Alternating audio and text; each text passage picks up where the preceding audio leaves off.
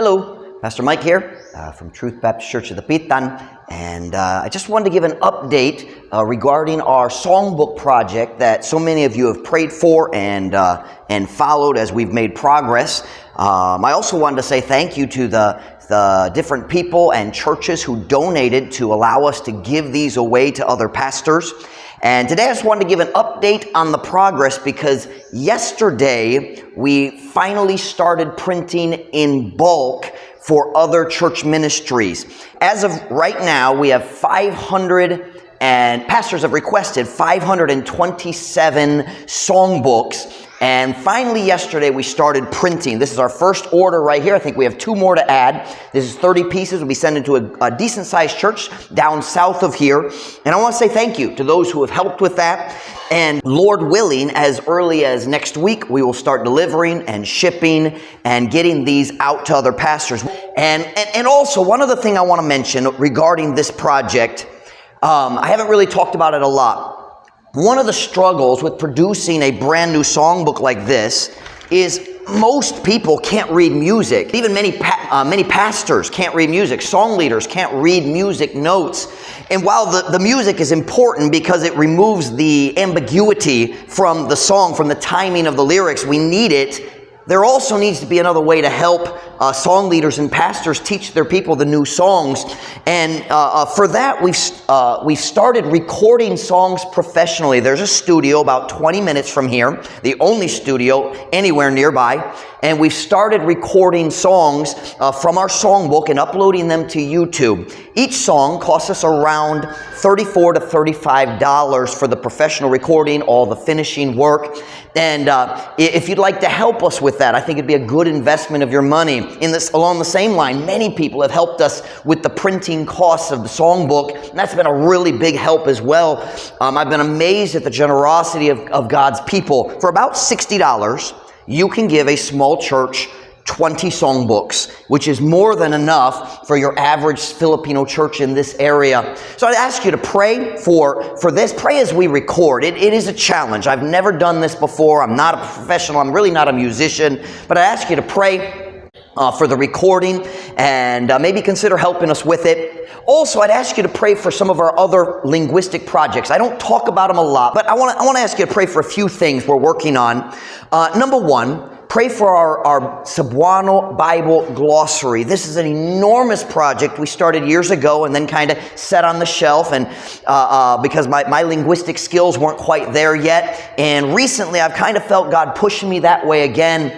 Those of you who speak English and have grown up in English, you have grown up with the blessing of the Webster's 1828 dictionary for helping us to understand the King James Bible. We don't have anything like that in Cebuano. People don't have Cebuano to Cebuano dictionaries. You won't find them. So when you have a Filipino reading his own Cebuano Bible, when he comes to a word he doesn't know, all he can do is look at the English, and there's a high chance he also won't understand that. So this is something we started years ago, trying to write Cebuano definitions for Cebuano words. You can imagine the difficulty of writing a sermon and not being able to give a clear definition of a word that your people would understand.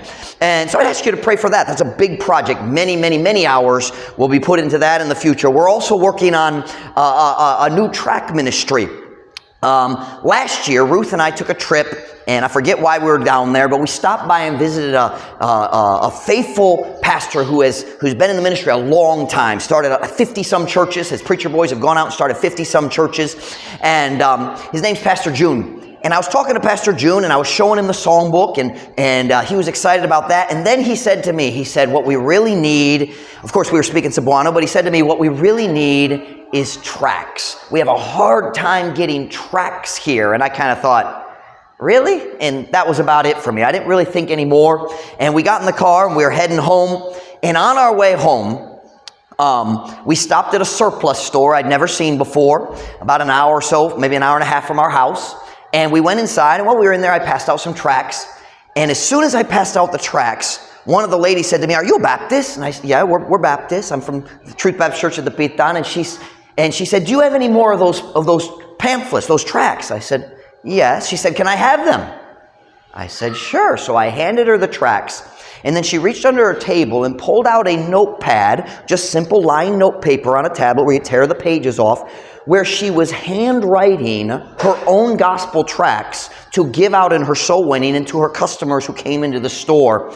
At that moment, I realized, okay, this is a need, and maybe this is something God wants us to do. So later last year, I started working on a new track just for other churches, and I laid it out, and I designed it, and we wrote it in good, natural flowing Visayan, and now we're starting to make tracks available to other churches. Hasn't gone real far yet, not too many pastors know, and I'm not giving the tracks away. It's my experience when things are completely free, sometimes they lose a little bit of their value.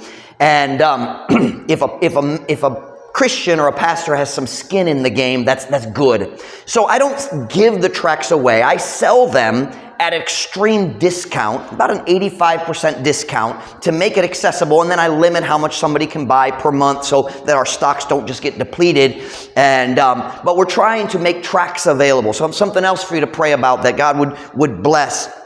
There's some other projects that they've escaped my mind at the moment. Maybe God wants me to skip them. Last, I'd ask you to pray for this.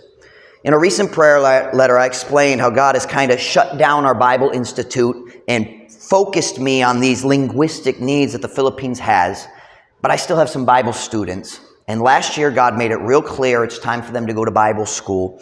And this year, Lord willing, in June, I believe, we'll be taking them down to General Santos City, to Mount Calvary Baptist Church, and they'll be going to Bible college there, 4 of our best young men.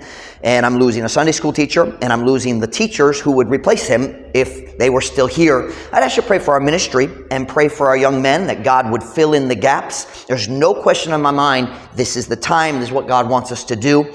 And so pray for our young men as they go to Bible school, and pray for our church as we send off some of our best soul winners. And no regrets, but we do need God to fill in some gaps. So I'd ask you to pray for our ministry, pray for our projects. A little bit unusual, and we're not your typical Philippines missionary ministry, but there's no question God is guiding. So I'd ask that you'd pray and keep us in your prayers in a special way as we try to carry out these projects that are so badly needed to help Filipino pastors and Christians to reach their potential.